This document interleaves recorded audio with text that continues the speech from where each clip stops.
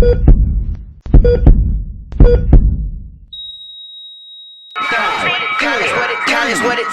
it do? Yeah, you got the pulse report.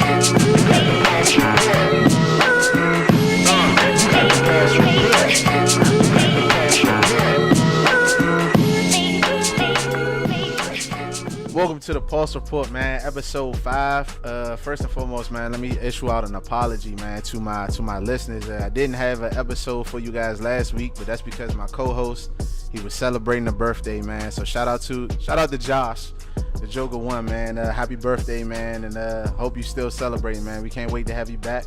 But we're going to keep this thing rolling. We're getting ready for this 4th of July edition. So, you know, by the time you guys hear this, it'll already been passed. So shout out to everybody on the 4th of July, man. I hope you guys enjoyed it. Had a great time. But we're going to have a great episode, man. And if you aren't following us already, make sure you follow us at The Pulse Report on Twitter and Instagram, and The Pulse Report Podcast on YouTube and SoundCloud. So we got a special guest today, man, and I'm actually very excited for this guy to be here, man, because me and this guy been going at it about sports since 2008 or something like that. So we went to school together, man. Shout out to Livingstone. And this guy got some great things going on. But I'm gonna let him introduce himself. So go ahead and introduce yourself, man. Yo, what's up, man? My name Deandrethompson. I do brand development, my own company, Ignite Creative, IGNT Creative. You can follow me on Twitter and Instagram at DeAndre J. Thompson. Marco, my brother, man, we've been doing this sports thing since we found out we both love the Lakers. You know what I'm saying? To the Lakers. So we've been going, but we'll go back and forth about it every now and again, virtually every day.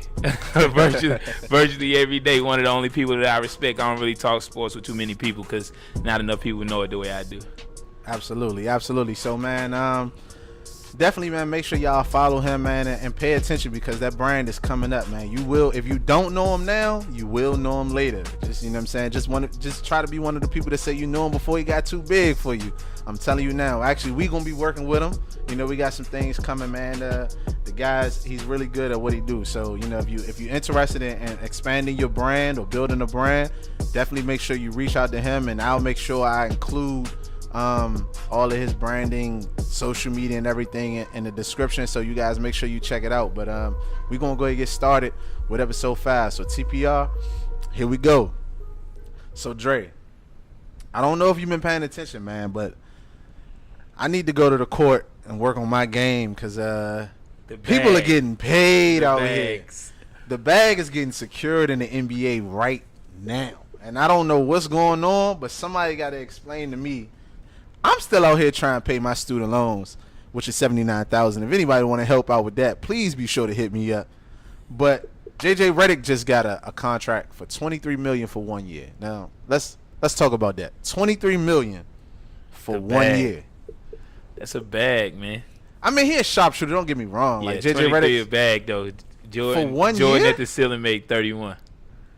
Like, that's crazy, man. Like, Steph Curry last year was making 11. 11. And JJ Redick is getting 23 for 1 year. Hey, we gotta pay. You gotta go to somebody. That's crazy, man. Bag like, different in I'm going to the court. I gotta work on my game. Somebody can give me a 1 year. You can give me $500. I get the veterans minimum. You can give me the veterans minimum right now. They got people out here. Let's see. Let's check out some of these other contracts. Tony Snell got a 4 year, $44 million. I guess that's pretty average. I mean, but still, Tony Snell, he ain't done nothing. Drew Holiday got 5 years, $126 million. That's the one. That's the one I think is crazy. I mean, but New Orleans was in a corner. They was like, it was tough because they didn't have enough. What's tough about a guy that doesn't play? Right, but you didn't have enough to let him go, to let him walk and get somebody else. And he was going to get a bag from wherever. So you kind of was in a corner because you definitely got to have that guard.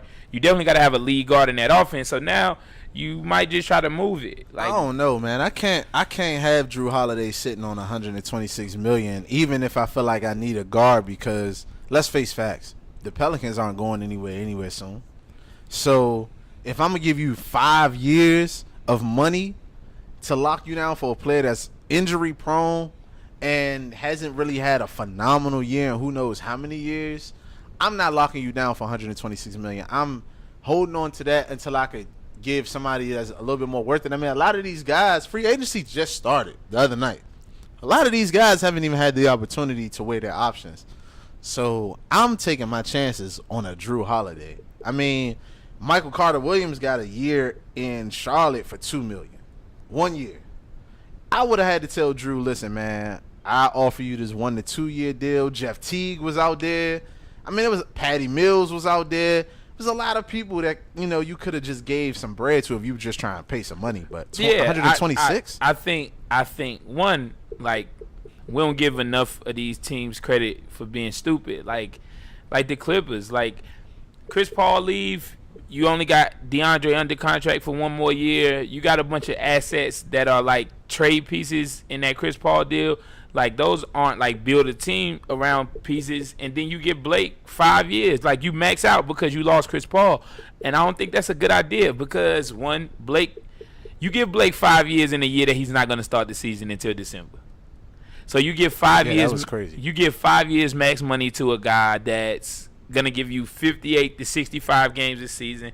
You're not going to win a championship around him. So it's so many teams that are just willing to be stuck in purgatory. Like, I appreciated what Philly did a few years ago. Like, it looked crazy. It looks crazy to be intentionally tanking, but if you're not going to be great, you want to be awful. Yeah. Yeah. You like, and having Blake doesn't allow you to be awful. So it allows you to be like a 14 pick, 17 pick in the draft. No one's at that spot. So it's just purgatory for the next 5 years. And you building it on the back of somebody who's 58 to 65 games, who's significantly lost his athleticism. So he not playing above the rim no more. Like, it's just so many factors, and we don't give them, these teams, these GMs, these owners, the credit. Like, Sam Hinkie was tough. Like, hey, City, get behind me. We're going to suck for 5 to 7 years, and then I'm going to give you some foundational pieces. Like, yeah, they got Sam Hinkie out of there before you saw the manifestation of it, but he built the foundation for what they're doing in Philly. And in 5 years, Philly going to be where we go to for the basketball. Nah, I totally understand. If it was up to me, honestly, if I was the Clippers, I would have tried to move Blake Griffin. With the uncertainty of Chris Paul, I mean, Blake Griffin isn't a staple in an organization, in my opinion. You can win a championship when Blake is your third best player. Yeah. And that was the problem. Like, a lot of the times he had to try to be the best player if Chris Paul wasn't on the floor. But I just feel like Blake Griffin just isn't the answer for the Clippers. And that Clipper run that they had, as far as like probably being the best team in LA, is probably coming to an end for sure now without Chris Paul. I mean, if you're a Clippers fan, which it's hard for me to believe, but if you are a Clippers fan and you know you just went from Chris Paul to Patrick Beverley, good luck. You know, I don't understand, you know, where you think you're going with that one. But it's been a wacky, weird off season because I think it's safe to say that Golden State has sent the league into a frenzy. Yeah, but I mean that's the gift and the curse of what they did, is because. But who is it a curse to? It's a curse to the actual season, because it's, unless barring injury, it's a foregone conclusion. But it's a gift to the remainder of the calendar year, because then you got teams going crazy. Like, Cleveland didn't feel the need last offseason to go crazy and try to get a Jimmy Butler and a Paul George, even though I felt like they did. They were really far. I don't feel like they were as good as 2 years ago, Golden State, the team that they came back and beat 3-1, which ultimately was the curse to them because they stood pat.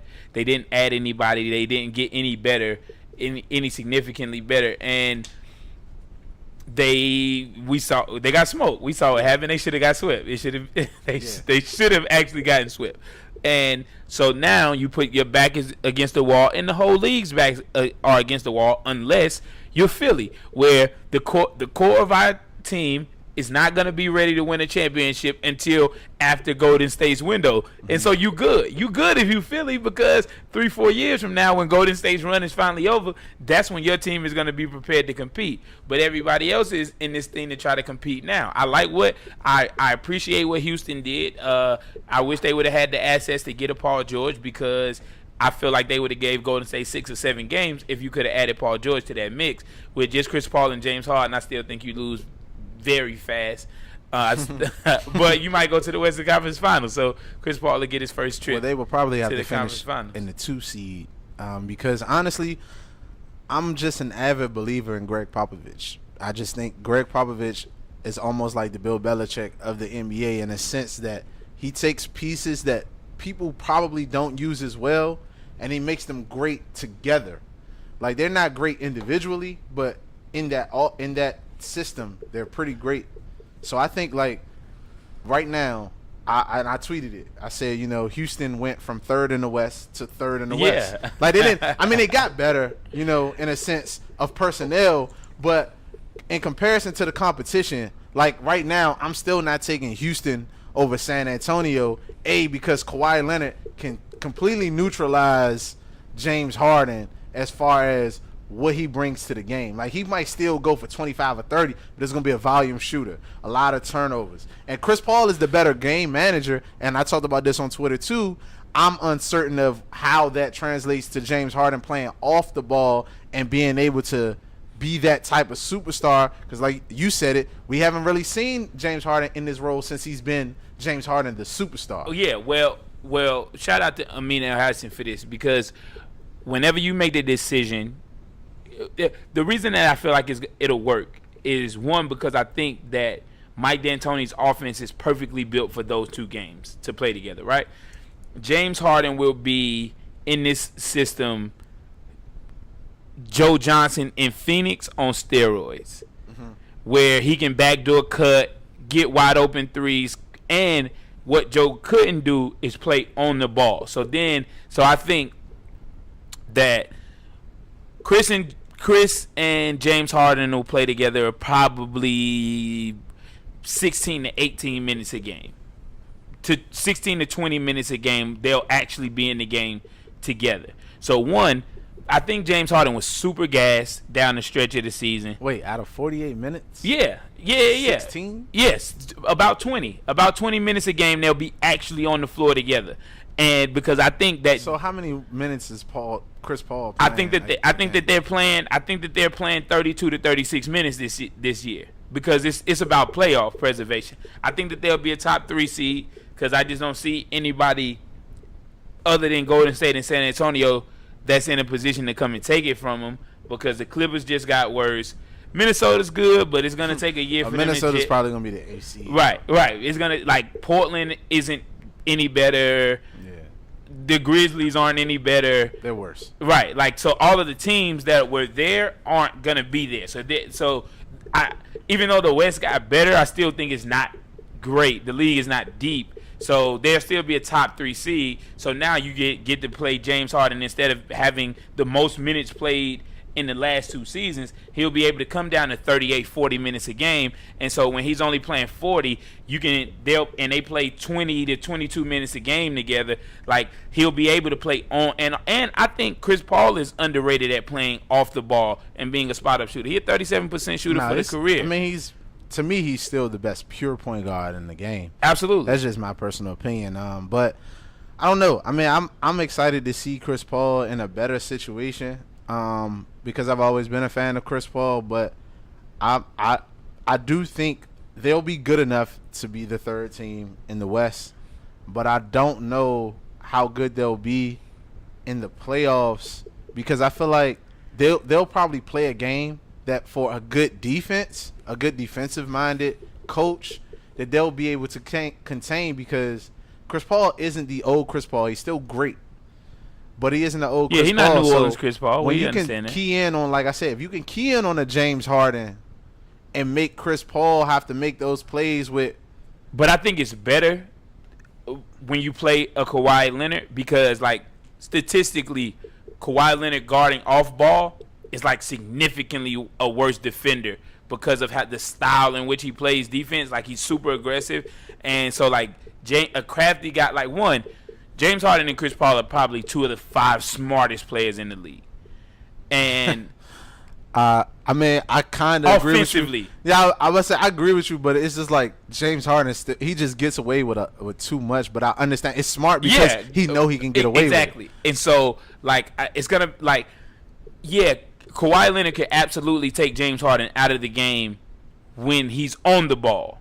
But off the ball, I'll have to see that. And Chris Paul is still a capable scorer, and that opens it up for those same plays that James Harden was making for the other players to still be made, and then James Harden be one of those key contributors off the ball. So yeah, Kawhi absolutely locks him up and takes him out of the game in significant ways when he's on the ball. Mm-hmm. But I want to see it when he's able to get off the ball and have a guy there that he can trust with the ball that is a capable scorer and a capable passer with that D'Antoni offense, which is the most sophisticated offense we've ever seen in the history of the league against the smartest all-around coach in the history of the I mean, it doesn't get him any closer to beating Golden State to me. I still think that they're 4 or 5 game out against Golden State, but getting to the conference finals, I think that they got a legitimate shot. Again, when you have a cerebral point guard like Chris Paul in a system like that, I'm pretty sure you'll figure it out. And just like with any new team, it'll take them some games to get in the rhythm. Yeah. They'll figure it out, I'm pretty sure. But I totally agree. And I'm going to switch gears really quick because I do want to touch on the Celtics not too long because I want to actually mention the Summer League. Danny Ainge overrated. Oh, Danny Ainge is severely overrated. But what do you think the end game is in Boston? I guess Anthony Davis. Like, if you give me the opportunity to trade for Jimmy Butler and Paul George, I'm doing it. I still don't get how that didn't like. I don't understand how they didn't get one of the. No, I can more so understand the Paul George thing. If you're scared that Paul George won't resign, I understand. But look what he went for. I know. Look what he went for. And will that come back to bite OKC?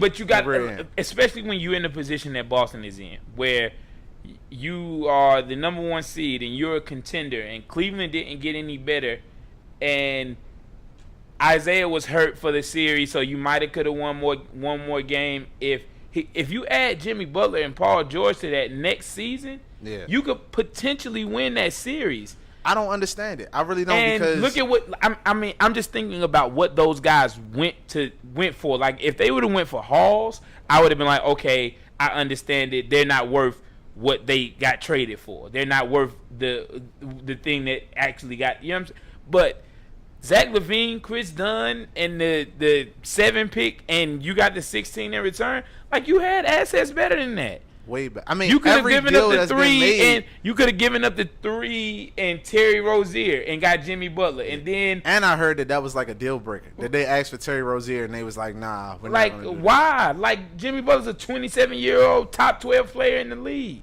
Man, I don't know what's going on with Boston, and I keep giving Boston the blues because I think you should have done something. You could have made a move. I'm not a believer in this whole waiting for LeBron to phase out or whatever. One, because you got to pay, because at some point, like, these guys' contracts are coming up. So all of these guys that you can move in deals, you're going to have to either lose for nothing or pay them way more than they're worth. Like, the reason that they're assets is because they're on value contracts and their ceiling is ahead of them. Like, so, like, the draft isn't loaded next year. You don't know what Brooklyn's pick is going to turn into. It might be the 5, and that's not going to be a good pick in next year's draft. And now you look stupid for having that pick. You don't know what our pick is going to turn in. You don't know what our pick is going to be. So now you look crazy. Memphis is going to be a playoff team.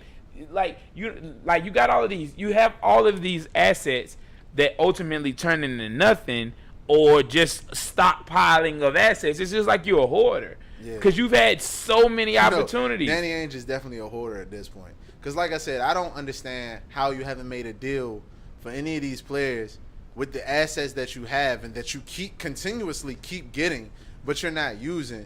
And I look at it like, okay, Gordon Hayward is. I don't know if Gordon Hayward's coming or not. The talk is now that he's going back to the Jazz. I heard Miami actually made a pretty good pitch. But my thing is this. If you have the opportunity to at least trade for a player and you have all these assets, it's not like you're going to – these draft picks especially. It's not like you're going to draft anybody that's going to be better than these players that are offered in these deals. And is Gordon Hayward better than Jimmy Butler? No. Okay, so if you're taking a chance on hoping that Gordon Hayward, 1, takes less money and walks to you. And I'm perfectly fine with that.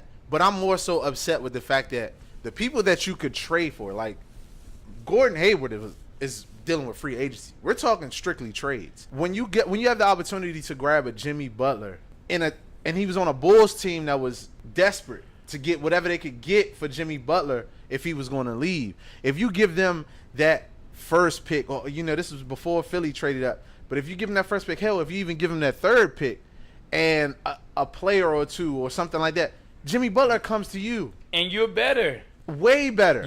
Listen, and newsflash, you're not winning a championship with 5'7". Definitely be able to take Thompson. Cleveland out. With the personnel that you could put around a Jimmy Butler, build around that team with Jimmy Butler, you could probably, because Cleveland was not invincible to me. They're not invincible. Cleveland has a lot of holes in the team, especially on, I can't even say especially because it's on both ends of the floor. If LeBron isn't creating offense, the offense sucks. You only relying on Kyrie Irving to go one-on-one every play. So for me, if you're not going to attack that type of style of play that's going on in Cleveland right now, then you're way more scared than you need to be. Danny Ainge, you're waiting for. Why are you waiting for LeBron to fall off? LeBron is 32 years. I mean, it's not like LeBron is going to. Yes, he probably had the best year of his career statistically, but LeBron isn't like he's out. He hasn't suffered any major injuries. Year 15. He's gonna be around for a couple more years as well. He might not be the best of the best that we've seen, but he's always going to be a top player in this league as long as he can move. Yeah. So I don't understand what Danny Ainge is doing, but I think the Celtics have no clue what they're really trying to do, what their end game is. I think that I love what the 76ers are doing, what they're doing. Speaking of which, I know by the time you guys hear this, you'll probably already have a nice analysis, but Markelle Fultz will play his first game tonight in Summer League. I'm excited to see that. I will say I'm trying not to be a prisoner of the moment. Markelle Fultz, I'm not gonna give him too much critique right now because we haven't seen him play. But I don't know, man. I don't know. And then I'm a Lakers fan, so I'm automatically biased. Shout out to Lonzo Ball. It's time to get started, baby. Las Vegas Summer League, man. It's going down. Speaking of the Lakers, I got a question for you. I came prepared. I came to the podcast with questions. Okay, my man came with questions. This is like an interview. Like, yeah. I'm impressed. All right, so I've been having this conversation a lot. I think I know what question is coming up already, but go on. I've been having this conversation a lot over the last couple of weeks. I put it on Twitter as bait. I didn't really get no response. I ain't like that. I seen it. I already know what you're going to say, and I seen it, and I didn't bite the bait because I was going. You already know I was ready to go in. But go ahead. I'm gonna let you give. Well, you got Kobe, and I want to talk about something because I don't watch First Take no more because I don't like hot takes. I like thought out. I like conversation. I like the psychology of the thing, right? So like, I want to know your criteria and why, but. Question. Where's Kobe Bryant on your all-time list? As a Lakers fan. My all-time list. My all-time list is automatically going to serve some bias because, let me put this out there. This is complete objectivity, though. But let me put this out there before. Is he better? Let me just put this out there before, though. And I've always said this, and I probably said it on maybe the first episode of the podcast. After the number one spot, it becomes completely preference to me. Like when you're listing the NBA, the all-time greats in an order, if you have to put the NBA greats in an order, it strictly becomes preference to me after number one. And that's sometimes far-fetched because I have an uncle, shout out to my Uncle Derek, who called me every time I mention Michael Jordan to tell me that Dr. J is the greatest basketball player of all time. So for me, I don't have him there. Of course, I don't either. And clearly, I have Michael Jordan. But what I'm saying is, it becomes a preference after one for me. So, to answer your question, yes, I would have Kobe in my top 10, but he will probably be number 10.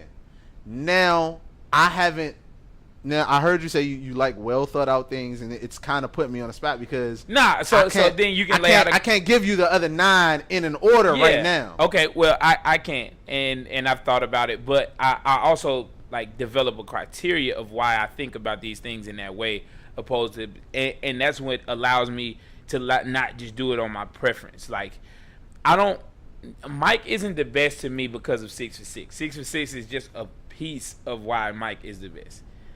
I think that skill for skill that Mike is the best basketball player to ever play the game of basketball. Just like as a basketball player, I think he's better than everyone. As a player, people say LeBron. I don't think so. And LeBron I mean just like strictly as a player, and I think that LeBron's size gets a lot of people because he's built like Karl Malone and plays like Magic Johnson. Right.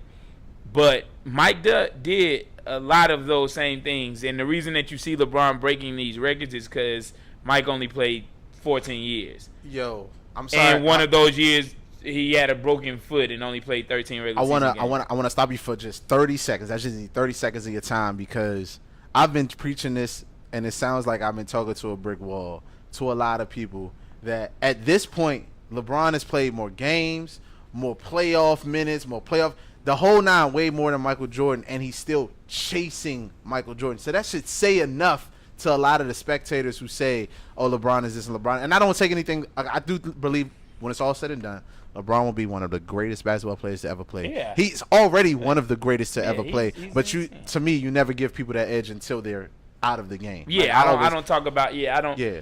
He's in it. He's in the 10. He's in the 10 all the time. But I would respect to one of my elder statesmen that teach me I don't put you in the position until you're done, because I can then solidify your career. So I'll say my 10 without LeBron, given that I know that he's already his career. If he retired today, he's already in the 10. And my criteria is how you won, winning, how you in the manner in which you won, your individual dominance. Because I'll explain why I say the manner in which you won when I talk about a couple guys on my list.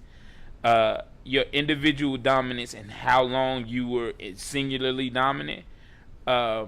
Statistics, efficiency, because there's a lot of people that put up really big counting stats that are just that. They're just big numbers. Like it's a catch. To me, that's a toss up, and I'm not going to stop you, but to me, that's a toss up because a lot of, like, if you look at like Russell Westbrook this year, average a triple double, yeah, that's great, but efficiency wise and like statistically, field goal percentage wise, and all that wasn't nowhere near like the best. But I'm just putting that out there. I'll talk about it because we have a debate. So my list is Jordan 1, Kareem 2, Bill Russell 3, Magic 4. Appreciate you putting Magic up there, man. Magic 4. People sleep on Magic. Absolutely. Tim Duncan 5, Larry Bird 6, Wilt 7, Shaq 8, Oscar 9, Hakeem 10. And this is so who gets bumped out when LeBron James retires? Hakeem, just by basic of the slide. When you say and you said Kareem was Kareem 2.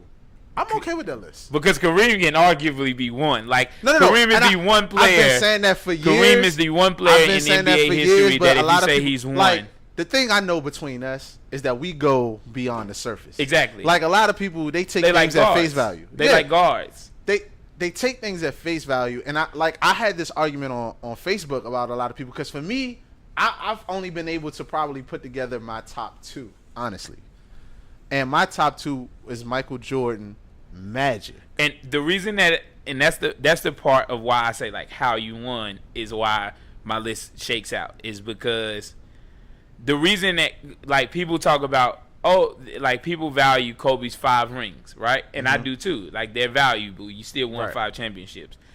4 of them he wasn't the best player in his finals.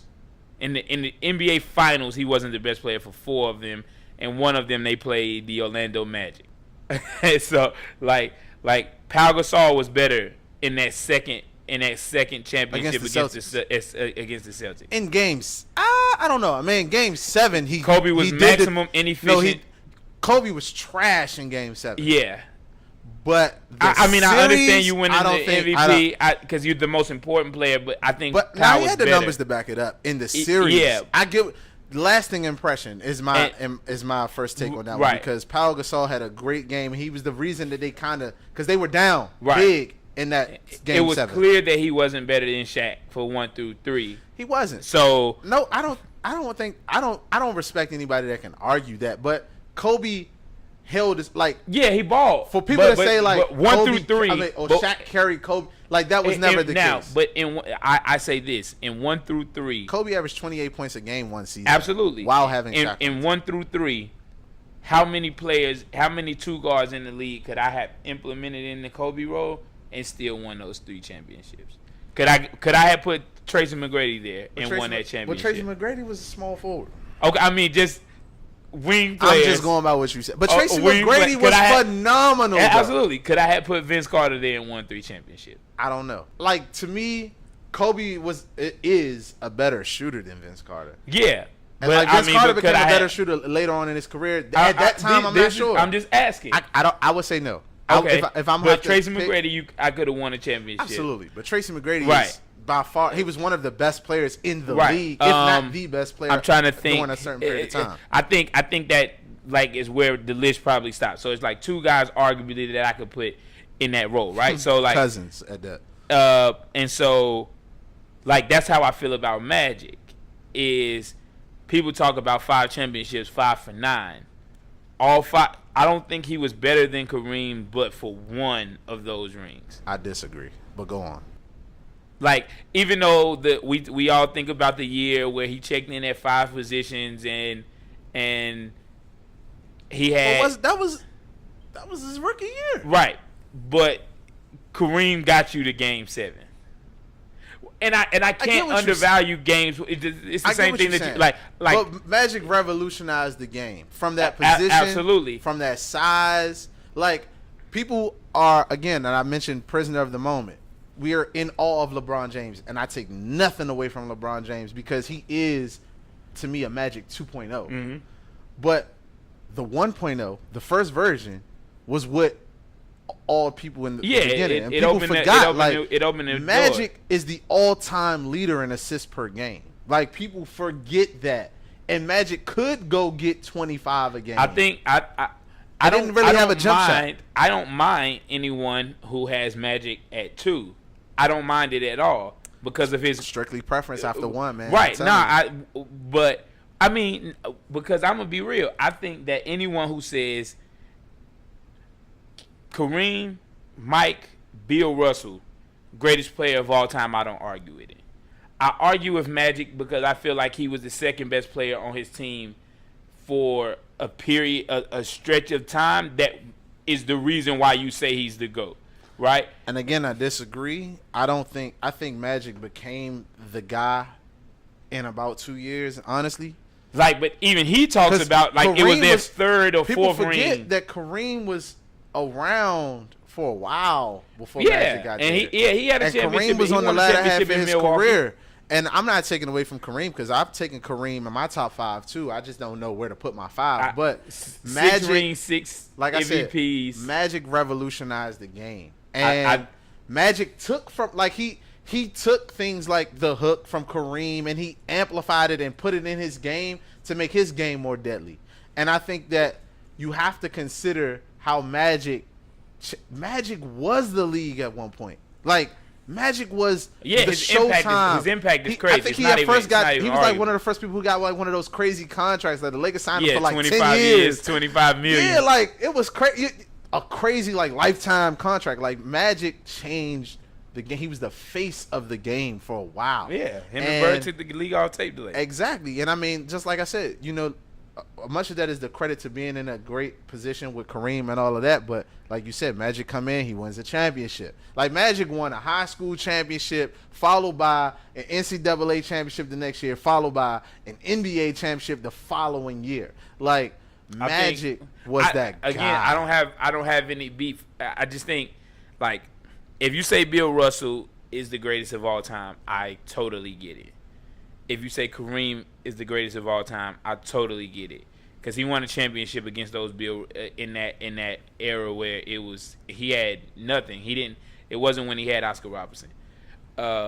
Magic is different for me because I feel like if you take Cap off those teams, I don't know if Magic has 5. But can you not say that about almost any other superstar? Yeah, that played with another one? That's like. Okay, Because no, almost that's to a not the testament sole- to what you said. That's not the sole like, reason. You tried to swap Kobe with other great players, right? Right. But if you take Kobe off of those teams, do the Lakers still win the championship? No, you're right. So okay, I can't be a hypocrite in that. So you're right. So because I'm not one of those guys that try to rank eras against eras. It's very hard to do, but it's almost like you can't help yourself because people always will try to compare LeBron to Mike. It's hard to do that. But the way that I find my way in doing that is how did you dominate your time? Right. Because the time is different. Like Steph Curry's game is what Steph Curry's game is because he comes up in a time where the three is more valuable. Right. I don't know if he shoots the three better than Larry Bird, but I just know that he shoots more threes as efficient as Larry Bird shot fewer threes.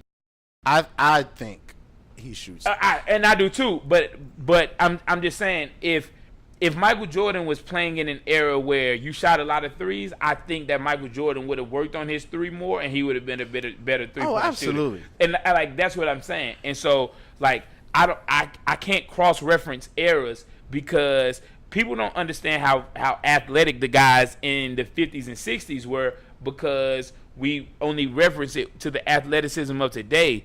Bill Russell jumped over a guy and did a finger roll layup. Yeah. Like just because he didn't windmill dunk on him, you still jumped over a guy and Bill Russell could take the ball off the break just like LeBron. Did you see Bill Russell at the NBA Awards? Yeah. I love that. But I want to touch on something real quick because you sparked something in my mind. Is Russell Westbrook the MVP? He's won the MVP officially. Is Russell Westbrook the MVP of the NBA? Yes. I think we undervalue that triple-double now because he did I think we're overvaluing it. Hey, bro. A bunch of guys that are high on the all-time triple-double list all said that you never see it. Listen. Magic Johnson, Jason Kidd, LeBron James, like all of these guys said you and I'll say this. It's more than the triple-double. That the reason that I thought that he was the MVP. And because I'm also not one of those guys that the MVP goes to the better team because it's still a team, right? Well, it's almost become a conflict of interest then. But for me, like this is the first year in a long time where like I don't feel like Steph Curry should have won it the first time. Right. I feel like James Harden should have won it. Right. Because value to me is if you take any of these guys off their team. Stop right there Okay. because oh my gosh, I hate that statement. I hate that statement and I'm gonna tell you why. If you take a player off a team who they aren't really a good team, he's clearly the best player. Right, they're gonna be bad. They're gonna be bad regardless. All of those teams. But guess what? If a team won 20 games and you took the best player off that team, they're going to win 5. Right. And if you take a 60-win team and take the best player off their game, they're probably going to win 40 or something like that.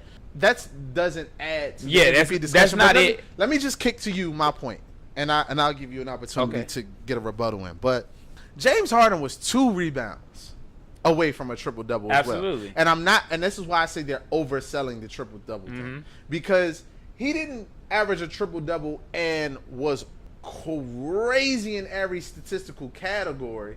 He averaged a triple-double on the cusp of averaging a triple-double as far as the other ones outside of points, like the rebounds and assists. Yeah. And James Harden led the league in assists. Yeah. James Harden had the 3rd best. And you talked about it earlier. We don't talk about winning and who's responsible for the winning. Remember when we was talking about Kareem who's responsible for the winning? And James Harden was 2nd in scoring, 1st in assists, and averaged 8 rebounds plus. It was like 8 point something in the league while maintaining the 3rd best record in the league. Not just in the Western Conference. He was the 3rd in the conference, but best in the league. But I have a and rebuttal. if you take James Harden, the only reason I'm kicking it to you like this because of how you said if you take him off the team. If you take James Harden off the Houston Rockets with the roster they had last year, they win 35 games. If that, they might. Them and the Sixers are competing for the lottery. I think they'll win 35, and this is the reason I say that. they still had the two leading candidates for six. They still had the two leading. That's not candidates fair for because six Lou man of the Williams year. came in the latter half of the Okay, season at the trade deadline, and he didn't play well with them.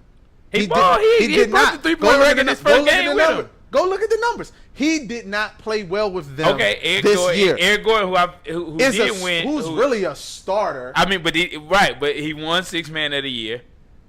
You had the coach of the year with a revolutionary offense because of the success that James Harden. Right, but he also put James Harden in the position to have the success that he did. But he did nothing more but to tell James Harden, "Hey, you're the facilitator and the scorer." But that you look offensive at that team system, and nobody else is creating their own shot anyway. Right, but that's they're not running the offense. No one else created their shot in Phoenix. Right, but Steve Nash was an MVP. Right, Steve Nash was a phenomenal basketball player. And I don't feel like Steve Nash should have been an MVP either. I just Shaq, I feel you. Shaq got robbed. I feel you to a certain level.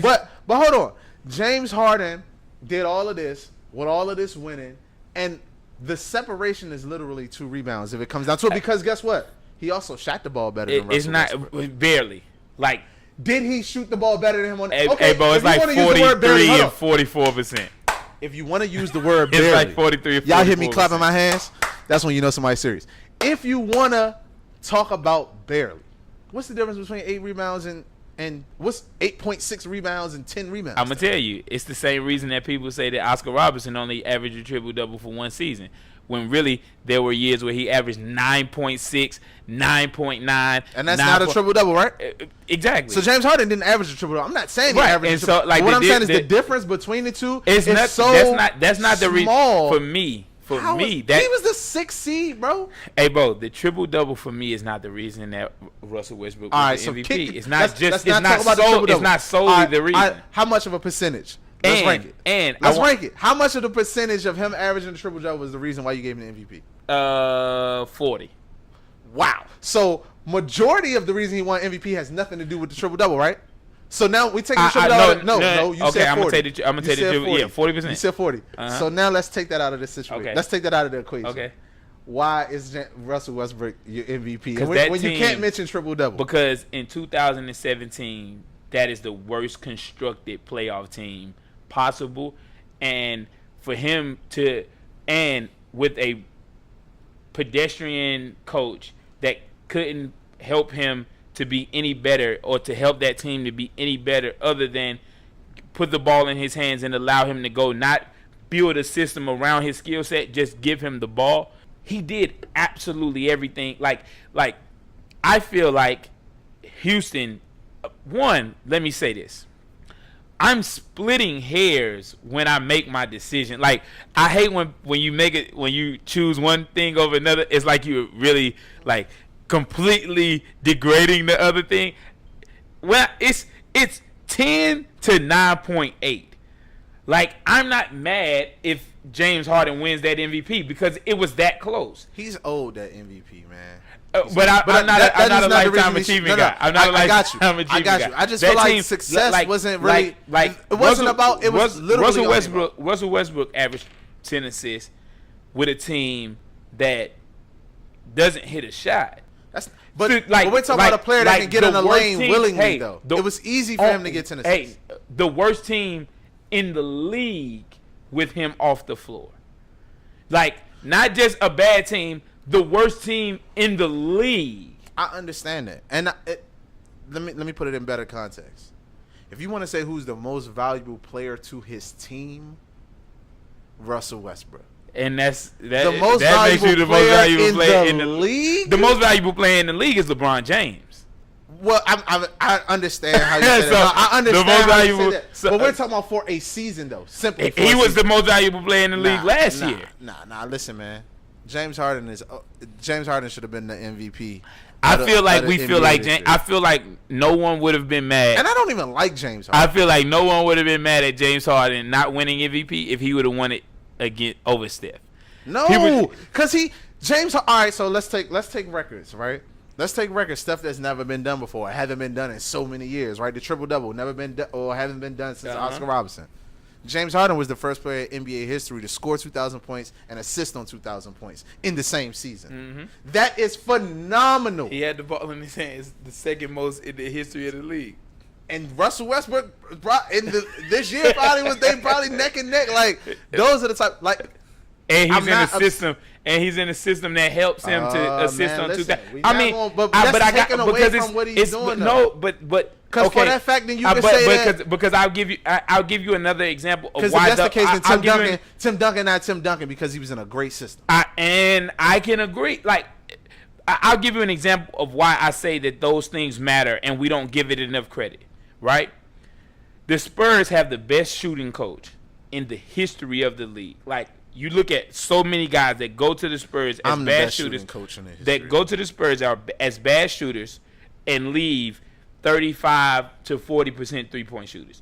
Kawhi Leonard is now, who came in the league, a terrible three-point shooter, now a 40-plus % three-point shooter in the league, right? So, like, all of those things matter. Like, so when we talk about what if Kawhi Leonard would have gone to Indiana instead of George Hill, he wouldn't be Kawhi Leonard.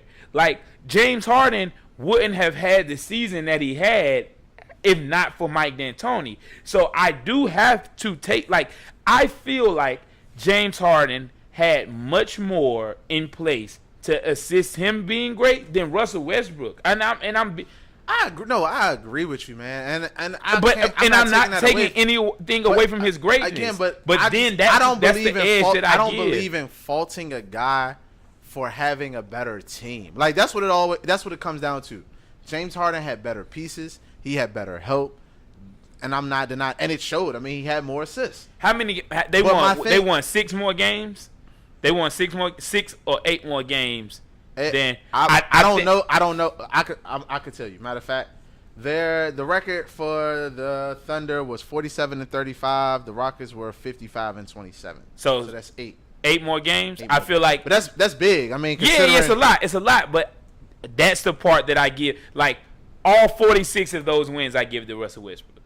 I'm not taking that away. And if I give Harden 46, I give the other 8 to the things that's around him. Okay, I'm cool with that. But for you to say that and still understand that the stat line is a reflection of what that individual person has done throughout the season and to what it has contributed to success. It's splitting hairs, man. I think it's good. I think it's good conversation. I'll tell you this.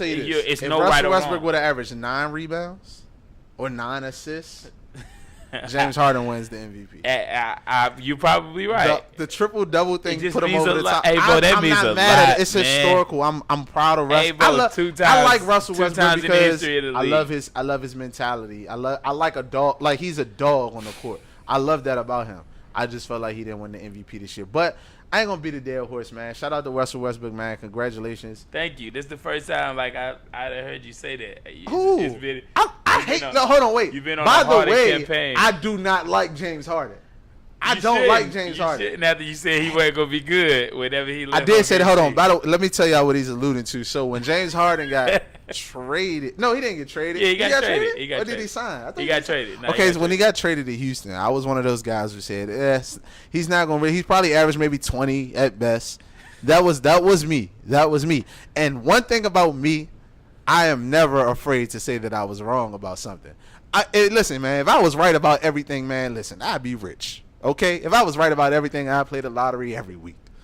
But I'm not. So I take it in stride. I'm a man about it. I was wrong about James Harden. James Harden is a superstar in the league, one of the best players in the league. I have no problem admitting that. I was wrong about it. I also told people that the NBA would not allow Russell Westbrook to win the MVP if he didn't finish in the top 4 in the West. And guess what? I was wrong. So I was with you there. There's nothing about me that says I'm going to be right 100% of the time, and I'm sitting here telling you guys that I apologize to the world. But I tell you this, you take this to the bank. The Lakers, we coming, baby. We coming. Give us a couple more years, we'll be back in some discussions. Yes, sir. Paul George next season. That was the best trade. That was the best. If the best thing that happened this offseason was Paul George to OKC. If he would have went to any I don't other even team, know. You know how like when you look at stuff on TV, like you be like, yo, that's New York. Yo, that's LA. You have never seen anything. It was like, yo, that's Oklahoma City. Paul George is not going to be. And I'm not even like, okay, all right. So I got another question for you. I got another question. This has been this has been hot. Like a lot of people got like people are really far on this conversation. Where do you have Kyrie? Like where would you rank Kyrie in the league? And the league? Yeah. And when I tell you where I got him, it's gonna be it might blow you away. I'm gonna tell you right. I don't think you're gonna blow me away. Hold on, let me tell you first. Because I don't think you're gonna blow me away unless we on two opposite sides of the spectrum. Okay. Kyrie Irving at this point of his career in the NBA is a top 20 player in the league. I got him in the top 30. I'm not mad at that. I don't listen. If anybody follow me, especially on Facebook and Twitter, where I do most of my writing on these sports, I like to talk about things that make people have conversation. Oh yeah, I'm just not. Kyrie Irving doesn't tickle my fancy in a sense that Kyrie Irving's exciting to watch because he's a great one-on-one player. He has, undoubtedly, I think at this point, he's the best ball handler in the league. Yeah. He's exciting to watch. But Kyrie Irving, we saw it in the finals, and I kept talking about it. I even mentioned it earlier in the podcast just now. When LeBron wasn't creating for teammates, it was just Kyrie Irving going one-on-one. And I'm sorry. It doesn't work. You know, it doesn't work, and Kyrie Irving doesn't play defense. And he's actually not a terrible defender when he tries to play defense. He's not. But he only wants to play one side of the ball, and he only wants to do one thing. He wants to wow the crowd, and he wants to play one-on-one basketball. Unbelievable at the rim. But everything else, I'm good on Kyrie Irving. If you told me to give me 5 guys I wanted to start my team with, I'm picking at least 5 teams. Or 4, should I say, before I'm asking Kyrie Irving to be on my team. The reason that I got him like down at like 25, between 25 and 30 is because I don't think there's a lot of point guards in the league that can go to the finals and be very, very productive with LeBron James. Facts, especially if you can create your own shot, especially. Exactly. So that's super valuable, and he's super big time. I'm not taking any of that away from him. I don't think, like, for me, how I rank guys in their position in the league is talent and can I start it? Where would I have you when I'm starting a team? And, man, I think it's like 25 guys that I would start a team with before I start a team with Kyrie Irving. As talented as he is, Dame, let me see. I can just run off a small list of Steph, KD, Kawhi, LeBron, Anthony Davis, Russell Westbrook, James Harden, Chris Paul, John Wall. Oh no, I think you can go on and on. Yeah, you can go on and on. And even when you get to the less notables, the Gordon Hayward, Rudy Gobert, like I would start my team with those guys before I started with Kyrie Irving. I'm with you 100%. I thought we were gonna have an argument, man. Nah, man. I'm sorry, man. I know you was gunning for that. I thought you were gonna be like, yo, he get buckets. He put 40 up in the finals a couple different times. Nah, because I'm just not. That doesn't do it for me. Like, it's not always just about putting the ball in the rim, and it's about how you affect the game. Like, yeah, and then Kyrie Irving has a tendency to be very streaky. So when he's not really on that streak, it doesn't really do anything, man. Yo, like, a lot of these guys that we like grew up in the Kobe era.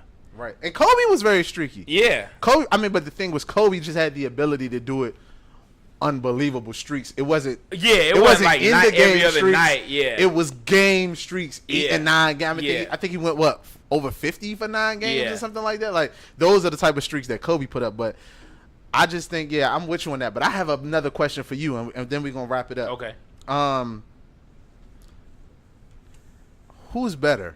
And I had this shout out to Jeremy Ratcliffe, which is my fraternity brother. No, I'm not talking about that. We had an argument not too long ago, and I'm gonna tell you what I said. But before I tell you what I said, I want to hear what you want to say. Who's better between Paul George and Jimmy Butler? Man, that's splitting hairs. That's the MVP discussion.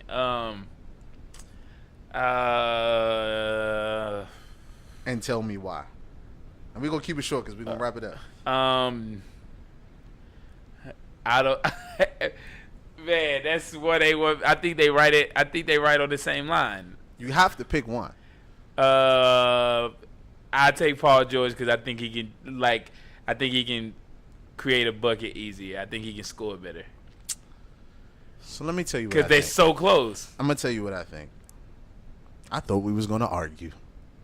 I said the same thing, man.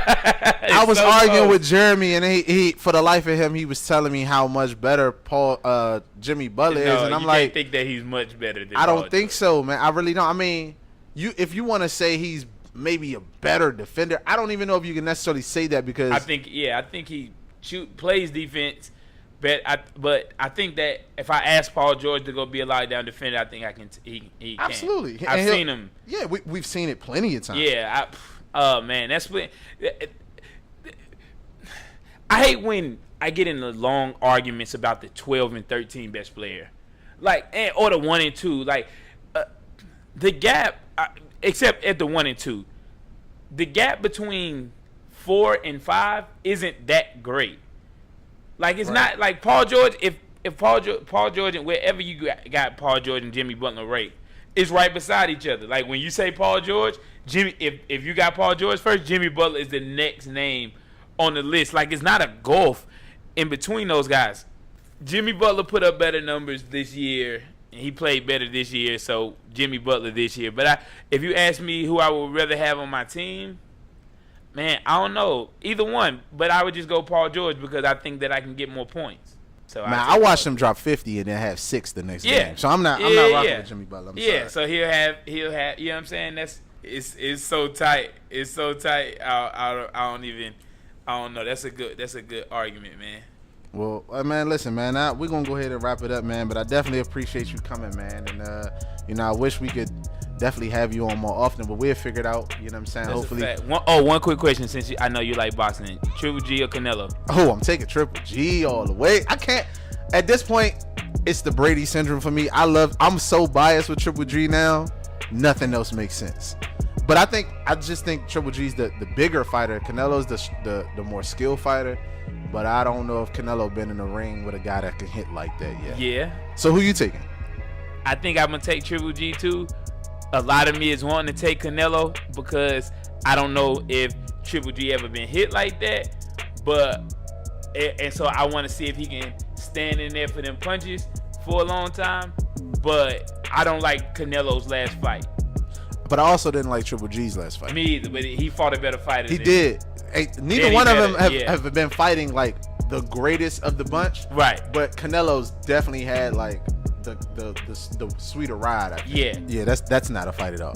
But yeah, man, go ahead and shout out your company and everything, man. Follow me on everything at Twitter, Instagram. I don't really do nothing else. Deandre J. Thompson. Ignite Creative brand development. Anything that you have, any small business ideas that you have, you can contact me. We do that stuff. We brand develop. We build your identity, position you in the marketplace. A lot of stuff that I don't want to talk about on the sports podcast, but it's really cool. Deandre J. Thompson on all platforms. And if you guys check our Instagram, he's tagged on the latest post as well. So if you guys aren't able to get that from the audio, you can always just check on the Instagram page, which is at the Pulse Report, and get a guy a follow. And definitely follow his business ventures, man. Become a part of it. Something great. So I definitely want to thank you guys for listening again this week. Hopefully you guys have enjoyed your 4th of July week. Shout out to each and every supporter, man. Thank you. I appreciate you. And hopefully, man, we can just keep growing, man. Tell a friend to tell a friend to tell a friend about the podcast. We appreciate y'all, man. TPR, we out. Yeah, you got the pulse reporter.